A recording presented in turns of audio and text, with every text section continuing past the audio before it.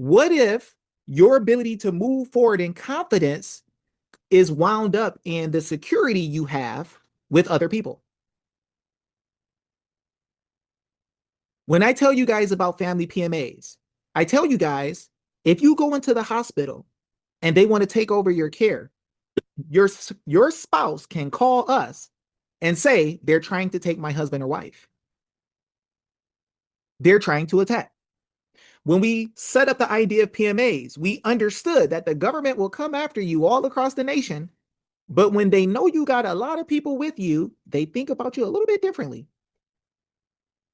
Right? Now, when I talk about security and building a team, right, and having PMAs intertwined and working with each other, can we go real deep real quick? A lot of you guys have expressed to me that you care about food safety. A lot of you guys have farms. A lot of you guys have huge amounts of land that you can grow food enough for everybody that's connected to us. And imagine that there could be membership fees because we already buy food where we can give you cash so that your family can be sustained and you can pay somebody or you could work the crops and you would be sustained because you have enough food, you have enough wealth from your PMA, and we can eat food that's not vaccinated with some mRNA or something crazy. You wouldn't have to worry about having enough money for your family because we would give you membership fees for your family. A lot of us think when I'm talking about this that I'm just telling you to do something because I'm just telling you to do it. Rather than realizing I'm trying to introduce wisdom into your mind because your whole law fight is based on how secure you are. If you get attacked, I can help with that.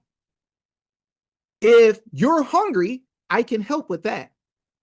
If you don't have enough to take care of your family, I can help with that. But if we're all here together and one of us fall, it's not even a problem. We want a good number of people to fight, right? Here's another part of that, and you're going to see this further on in the webinar. I'm going to show you scientifically with proof why it's harder for you to grow your movements. And I'm going to promise you that some of the lack of growth, like, let me ask you this. If you guys could all have a movement the same size as this movement individually with people connected to you, doing work together, loving each other, building each other, would you do it?